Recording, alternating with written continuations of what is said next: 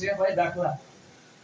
જલારામ બાપા એના જ ગામમાં રહેવા વાળા એ બધા એને એક એવો સમય આવીને ઉભો કરી દીધો કે પડખે ગામ જે ચરખડી ન્યા જલારામ બાપાને રહેવા વહી જવું પડ્યું.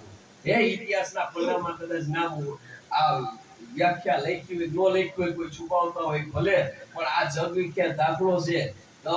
કેવી માથે બાપા માથે થઈ છે, પછી ભલે બના જે બની હોય પણ બાપાને ગામ મૂકવું પડ્યું, પડખે ચરખડી રહેવા વહી જવું પડ્યું.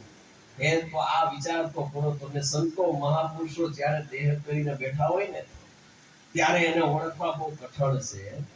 એટલે કબીર સાહેબ કેલા હું રહ્યો ત્યાં લગી તમારે આ મને તમે હેરાન જ કર્યો છે બધાએ, અને હવે તમે એમ કહો છો કે અમારામાં બોલો કે અમારામાં. એ ભાઈ તમે એક કામ કરો, થોડીક વાર બહાર બેહો, મારે હું છે ને અહીંયા થોડીક વાર શાંતિથી મારે એક નિંદર કરવી છે. એટલે કબીર સાહેબ અંદર કે આરામ કરી ઓલા કે હાલો આપણે કે બહાર, અને છોકરીની બહાર ઉભા રહ્યા. થોડોક સમય વીતતા હવને એમ થયું કે કેમ કઈ અવાજ કે હરવરાટ કઈ આવતો નથી. એટલે જ્યાં અંદર જઈને જોવે ત્યાં જ્યાં કબીર સાહેબ ઉતારતા એ જગ્યાએ ફૂલથી આખી સયા, જેમ આપણે ગેંડા જેટલી જગ્યા હોય ને એટલી આખી ફૂલોથી ભરાયેલી ત્યાં પડી હતી. એટલે ઓલા બધાએ વિચાર કર્યો કબીર સાહેબ તો વહી ગયા.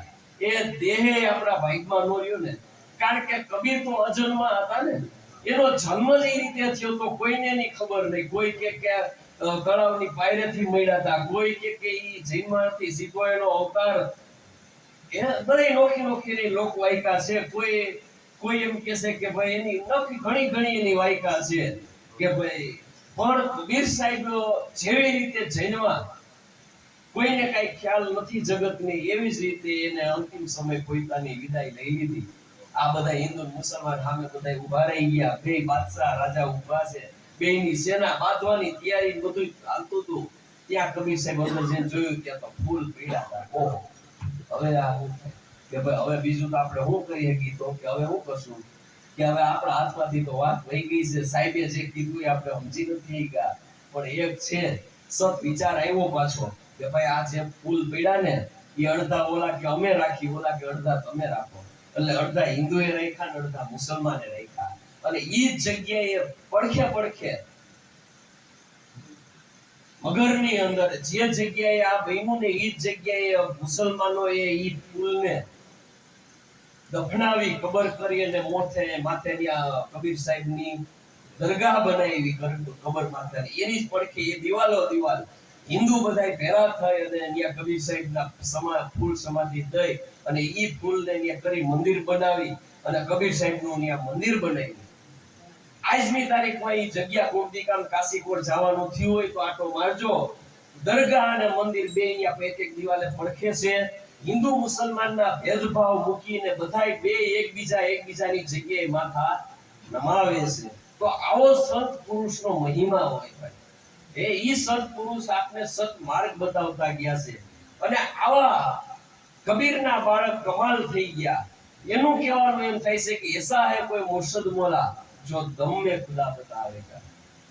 દમ એટલે કે આ શ્વાસ જે હાલી રહ્યો છે એની અંદર ખુદ ખુદાના દર્શન કરાવી દે એવા કોઈ મુર્શદ મોલા હોય તો મને કયો એમ દેહો.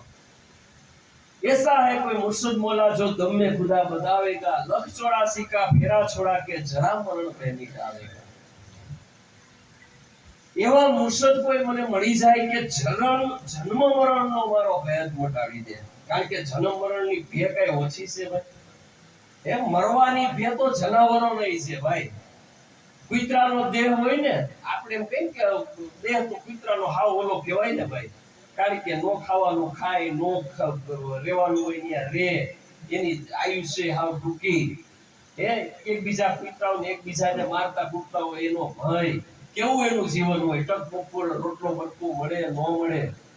આવું કૂતરાનો દેહ આપણે થાય કે આ આમાંથી જીવ નીકળી જાય તો એના કર્મ પૂરા થાય. પણ ઈ કૂતરાને ઈ દેહ મૂકવો ગમતો નથી.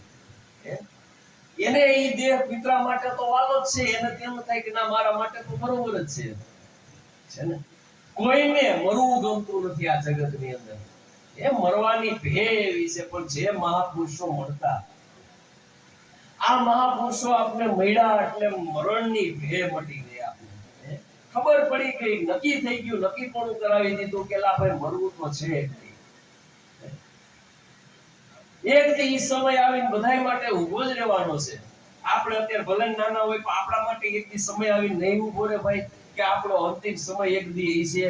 જસુ બાપુ કે તું કેલેન્ડરમાં રોજ પાના ફાડશો, તે કોઈ દી વિચાર કર્યો કે રોજનું એક દી એક પાનું ફાડું છું એટલે મારો એક દી ઓછો થયો જીવનનો, એવો કોઈ દી વિચાર કર્યો? ઘડિયાળની એક એક ટક ટક ટક ચાલુ છે. તમે કોઈ દિવસ વિચાર કર્યો કે ઘડિયાળ એમ કહેશે કે તારી જીવનની એક એક ટક ઓછી થાય છે? એવો ભોગદીપ તો આપણે વિચાર આવવો જોઈએ ને. એક એક ટક ટક એમ ઘડિયાળની ટક ટક કાંટો કરીને એમ કહેશે કે તારી એક એક ટક જીવનની ઓછી થાય છે. જસુ બાપુ કે તમે જન્મદિવસ ઉજવતા હોય, કાંઈ વાંધો નહીં, એમાં ઉજવવામાં ઓલું નથી, પણ જે જન્મદિવસ ઉજવો 20 વર્ષ પૂરા કરીને 21મા વર્ષમાં તમે મંગળ પ્રવેશ કર્યો હોય, તો 20 વર્ષ તમારા કેવી રીતે ગયા, ક્યાં ક્યાં, ઈ જરાક વિચાર કરજો. તમે પાણીમાં નથી વહી ગયા ને? ગંગા સતીએ કીધું કે 21,600 ને કાળ નથી ખાઈ જતો ને 24 કલાકના, એક દિના 21,600 હાલે છે એને. ઈ કાળનો કોળિયો ન બને એના માટે આ મહાપુરુષોએ કીધું છે ભાઈ. એટલે દમમાં ખુદાના દર્શન કરાવી દે એવા કોઈ મુર્શદ મોલા મળી જાય તો મારું કામ થઈ જાય ને મરણ પે મટાવી દે. ऐसा है कोई मुर्शद मौला जो दम में खुदा बतावेगा, लख 84 का फेरा छोड़ा के जरा मरण पे मिटावेगा. मैं मोहरम 5 तत्व का दरगे के अंदर तन का तकिया बिछावेगा. 5 तत्वों આ દરગો છે. 5 તત્વના દરગાહની અંદર આ તનના તકિયા બિછાવેગા. मन मका मदीना लेकर बिस्मिल कलमा बनावेगा. આ મજબૂતનો આ દેહ મળ્યો આપને, એટલે 5 તત્વોના દરગાહની અંદર આ તનનો તકિયો, તનના તકિયો બિછાવી દીધો. મનને મકા મદીના લઈ જઈ, દેહને કદાચ તમે મકા મદીના લઈને આટો મારી પાછા આવો, પણ મન તમારું બીજે બધે આટા મારતું હોય, તમે ભગવાનની પ્રાર્થના કે ઈશ્વરની બંદગી કરવા તમે મંદિરની અંદર જઈને માથું ટેકો, પણ મન દેહ ભલે તમારો ન્યા હોય પણ મન તમારું બીજે આટા મારતું હોય, તો ક્યાંથી તમારું ભેરું થાય? આવું ફરિયામાં વો સવારમાં ફરિયું વારે, ફરિયું વારતા વારતા વેલું વાસીદું કરીને વો એનું કાર્ય કરે, એમાં બહાર ખૂતાતા ભાભો અને ડેલી ચાપલી આવો ફરી વાર્તા વાર્તા ઈ બાપા એ લઈને એની જે કઈ પૂજાનું ચાલુ કરી પૂજા કરવા બેઠા હતા અંદર. વેલો સવારનો સમય, એમાં કોકે આવીને હાથ પાડ્યો કે ફલાણા ભાઈ ક્યાં ગયા? હા, બાપા તો અંદર બેઠા બેઠા પૂજા કરે. વો બહાર બેઠા ફર્યું બહાર વાર્તા હતા કે હોવે ત્યાંથી જવાબ આપી દીધો કે બાપા છે ને વાસમાં ગયા છે. અને બાપા અંદર પૂરા થઈ ગયા. હું આયા બેઠો છું, ખબર છે પૂજા કરું છું, તોય કે મેં મોવે કીધું. અને માઇન્ડ ઈ ઓલા સાડી ગ્રામ્યને નવરાઈવા રોલું કરીને આ તે બધું ખાયો ખા બધું પતાવીને અગરબત્તી રાતે કરીને બહાર આવીને કેમ આમ કર્યું? હું આયા છું, તમે એને જવાબ એવો આપી દીધો કે આમ પાયા કે વાત સાચી બાપુજી, પણ તમે ક્યાં હતા? તમારો દેહ આયા હતો, પણ તમારું મન ક્યાં હતું? ઈ કયો. કાય હાંજે તમે ઓલા આલાને કો હાંધવા દે આવ્યા તો તમારું મન તો અત્યારે ભલે તમે પૂજા કરતા હતા પણ તમારું મન તો નહીં હતું કે આલાએ આંધી દીધો છે કે કોણ નહીં હાંધ્યું હોય. ઝડપથી હંધાઈ ગયો તો હમણાં પૂજા કરીને લઈ આવું ને વાડીએ પોગાડીને ઝડપથી 2 વીઘા પાવાનું છે દી પાઈ દો. મન તમારું ક્યાં આટા મારતું હતું? આલા પાસે વહી ગયું હતું ને.